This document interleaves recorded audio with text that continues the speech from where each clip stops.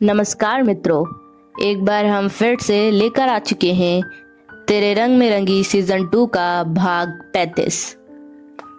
तो बिना बकवास किए हम सुनते हैं आज का एपिसोड। ऋषिका अपनी एकेडमी पहुंच चुकी थी। उसे नहीं पता था कि नितिन क्या करने वाला था और उसकी समस्या का वो कैसे हल निकालने वाला था। घर का काम निपटाने के बाद वह जल्दी ही एकेडमी पहुंच गई थी। थोड़ी देर में सरस्वती भी आ गई थी। सरस्वती अभी एकेडमी के अंदर पहुंची ही थी कि तभी एक गाड़ी आकर एकेडमी के बाहर रुकी।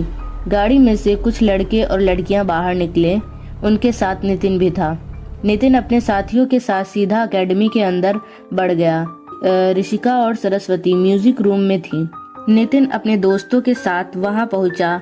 ऋषिका ने नितिन और उसके साथ आए अनजान चेहरों को देखा और हैरानी से खड़ी हो गई। नितिन, ये सब कौन है और तुम इन्हें यहाँ क्यों लेकर आए हो?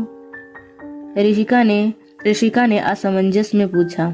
नितिन ने हल्की मुस्कान के साथ कहा, भाभी थोड़ा सब्र रखिए, सब बताऊंगा। पहले आप मेरे दोस्तों से मिलिए। ये है अंकित, वरुण, स्नेहा और मिताली। ऋषिका ने हल्की सी मुस्कान के साथ सभी को हेलो कहा। फिर नितिन की ओर देखकर उसने थोड़ी गंभीरता से पूछा, अब बताओ तुम इन्हें यहाँ क्यों लेकर आए और क्या ये लोग मेरी किसी तरह की मदद कर सकते हैं? नितिन ने उत्साह के साथ जवाब दिया, भाभी ये क्या, हम सब मिलकर आपकी पूरी मदद कर सकते हैं। शायद आपको पता नहीं, लेकिन हम सब ने स्टेट लेवल पर कई डांस कंपटीशन जीते हैं। इसीलिए मुझे लगता है कि हमारी टीम आपके काम आ सकती है। वैसे भी राघव भैया के ऑफिस में मेरा मन नहीं लगता, तो क्यों ना मैं आपके साथ डांस कंपटीशन में पार्टिसिपेट कर लूं। वैसे भाभी आपको चिंता करने की जरूरत नहीं, मुझे भी डांस आता है। ऋषिका ने नितिन की बात सुनी तो एक पल के लिए उसे समझ ही नहीं आया कि वो क्या कहे।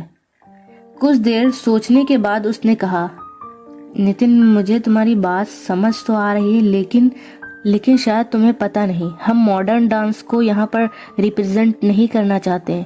हम लोग कंपटीशन में पार्टिसिपेट जरूर कर रहे हैं, पर हमारा पर्पस बिल्कुल भी ये नहीं है कि हम किसी मॉडर्न डांस स्किल को स्टेज पर परफॉर्म करें। हम अपने ट्रेडिशनल डांस को बढ़ावा देने में यकीन रखते हैं और उसी को हम स्टेज पर परफॉर्म भी करना चाहते हैं। मेरा सपना है कि हमारे ट्रेडिशनल डांस को एक नई पहचान मिले, ना कि मॉडर्न डांस को। मैं अपनी इस एकेडमी के जरिए ट्रेडिशनल डांस को प्रमोट करना चाहती हूँ।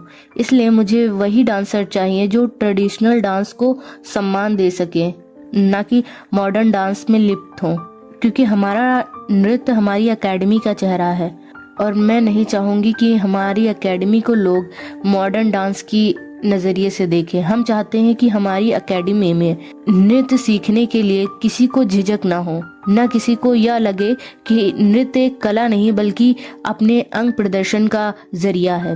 और मॉडर्न डांस में कहीं ना कहीं ये चीज होती है जो कि हम अपनी एकेडमी में नहीं रखना चाहते।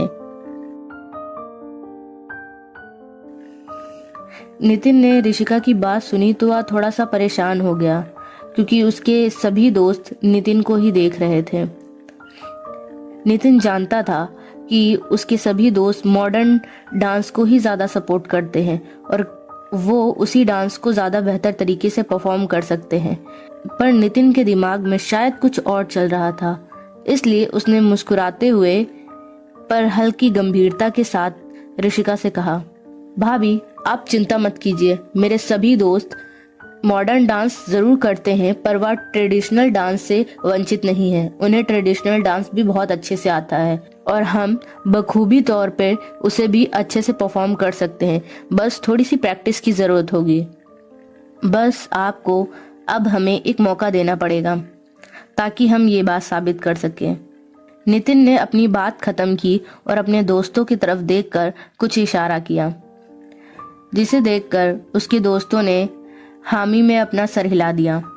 ऋषिका ने नितिन और उसके दोस्तों की तरफ देखा और फिर थोड़ा झिझक और सोच विचार करने के बाद कहा, ठीक है नितिन, अगर तुम सब सच में इस सोच के साथ मेरी मदद करना चाहते हो तो मैं तुम्हें एक मौका देती हूँ, लेकिन याद रखना हमारा हर कदम हमारी परंपरा और संस्कृति को दर्शाना चाहिए। नितिन ने खुशी से सिर हिलाते हुए कहा, भाभी आप बिल्कुल चिंता मत कीजिए, अब हम सब मिलकर आपकी एकेडमी का नाम रोशन करेंगे।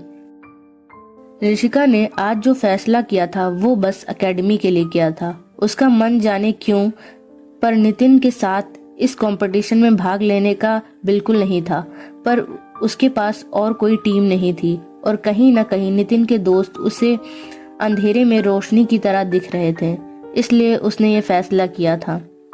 ये सब बातें होने के बाद ऋषिका ने सबकी तरफ देखा और कहा, सो फ्रेंड्स, क्या आप मुझे कुछ अपनी परफॉर्मेंस करके दिखा सकते हैं ताकि मैं यह फैसला कर सकूं कि आपको क्या सिखाना है, क्योंकि कंपटीशन में सिर्फ 10 दिन रह गए हैं, इसलिए हमें जरा भी टाइम और वेस्ट नहीं करना है और अपनी प्रैक्टिस जल्द से जल्द शुरू करनी है। ऋषिका ने अपनी बात खत्म की तो नितिन के फ्रेंड्स ने सर हिलाते हुए कहा, जी जरूर, और फिर वह अपनी प्रैक्टिस में लग गए।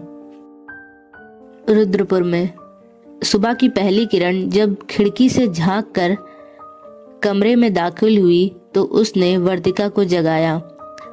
उसकी आंखें धीरे धीरे खुली और उसने पाया कि वह ऋषभ की बाहों में सुकून से सोई हुई थी।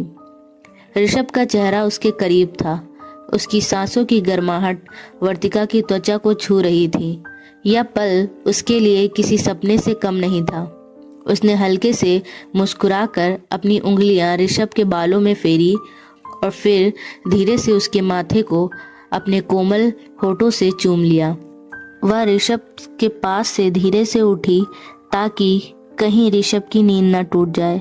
पास पड़ी जमीन पर उसने ऋषभ की शर्ट को उठाया और पहन लिया। शर्ट से आती ऋषभ की हल्की खुशबू जैसे उसे अपने आगोश में भर रही थी। उसने बालकनी का रुख किया जहां सुबह की ठंडी हवा हल्की धूप से महसूस हो रही थी। बालकनी से सामने दिखती घाटियां और पेड़ की हरियाली में खोई वर्तिका की आंखों में एक अजीब सी चमक थी, लेकिन साथ ही एक हल्की बेचैनी भी। हर बार जब वह ऋषभ को देखती थी तो उसे लगता था जैसे वह किसी खूबसूरत ख्वाब में जी रही है, लेकिन मन के एक कोने में उसे यह ख्वाब रहता कि शायद वह किसी दिन ऋषभ को खो देगी। यह डर हमेशा ही उसे सताता था। उसे ऋषभ पर पूरा विश्वास था, लेकिन जिंदगी में उसके साथ हुए हादसों से अब उसे अपनी जिंदगी और अपनी किस्मत पर जरा भी भरोसा नहीं था। क्या होगा अगर कोई हमारे बीच आ गया? वर्तिका ने अपने मन में बुदबुदाया। अगर किसी कारणवश उन्हें एक दूसरे से अलग होना पड़ा तो वह कैसे जी पाएगी? ये सोचकर ही उसकी आंखों में आंसू झलक आए, लेकिन उसने जल्दी से अपनी आंखें बंद कर ली और लंबी सांस लेकर खुद को संभाल लिया। तभी पीछे से ऋषभ ने उसकी कमर पर हाथ रखा। उसकी उंगलियों का नर्म स्पर्श वर्तिका को वास्तविकता में खींच लाया। उसने अपने कंधे पर ऋषभ का चेहरा महसूस किया और उसकी सांसें गुदगुदाने लगी। ऋषभ ने हल्की आवाज में कहा, गुड मॉर्निंग मेरी जान। वर्तिका हल्की मुस्कान के साथ पलटी और उसकी आंखों में देखने लगी। उसकी आंखों में एक अजीब सी गहराई थी, जैसे वह ऋषभ से कुछ कहना चाहती हो लेकिन शब्दों में बयां नहीं कर पा रही हो। उसने उसके माथे पर प्यार से चूम लिया और धीरे से उसके चौड़े से सीने से लिपट गई। ऋषभ ने उसकी कमर को कसते हुए अपने करीब खींच लिया। कुछ पल बाद वर्तिका ने धीमी आवाज में कहा, ऋषभ, मुझे घर की याद आ रही है। ऋषिका दी, समीक्षा दी, सनी जीजू और सभी। मुझे लगता है कि अब हमें घर लौटना चाहिए। वैसे भी यहाँ काफी समय हम लोगों ने बिता लिया। ऋषभ ने वर्तिका की बात सुनी तो उसके बालों में अपने हाथ फेरते हुए मुस्कुराकर कहा, हाँ तुम सही कह रही हो, मुझे भी घर की याद आ रही है। फिर उसने हल्के से उसकी ठुड्डी को छुआ और शरारती अंदाज में कहा, लेकिन तुम्हें नहीं लगता कि अभी हमें एक और जरूरी काम करना चाहिए? वर्तिका ने उसकी ओर हैरानी से देखा। उसकी आंखों में सवाल था, लेकिन बोल नहीं सकी। इससे पहले कि वह कुछ कहती, ऋषभ ने उसे एक झटके से अपनी गोद में उठा लिया। वर्तिका ने हल्की सी चीख के साथ उसे देखा, लेकिन ऋषभ की आंखों में अपने लिए प्यार और शरारत देखकर उसने कुछ नहीं कहा। तभी ऋषभ ने वर्तिका की आंखों में झांकते हुए कहा, हम दोनों को एक बढ़िया बात की जरूरत है, इससे तुम्हें अच्छा और बेटर फील होगा। लेकिन ऋषभ की आंखों में अपने लिए प्यार और शरारत देखकर उसने कुछ नहीं कहा। तभी ऋषभ ने वर्तिका की आंखों में झांकते हुए कहा, हम दोनों को एक बेहतर बात की जरूरत है, इससे तुम्हें भी काफी आराम मिलेगा। वर्तिका ने हल्की सी मुस्कान के साथ अपनी आंखें झुका ली। उसके हल्के गुलाबी गालों को देखकर ऋषभ ने उसे और करीब खींच लिया। वह उसे अपनी बाहों में संभालते हुए बाथरूम की ओर बढ़ गया। अगले ही दिन ऋषभ और वर्तिका देहरादून वापस आ गए थे और फिर धीरे धीरे अपने अपने कामों में बिजी हो गए। तो दोस्तों, आज का ये चैप्टर यहीं पर समाप्त होता है, पर जल्द ही हम इसके अगले भाग के साथ फिर आपसे मिलेंगे। तब तक के लिए बाय बाय।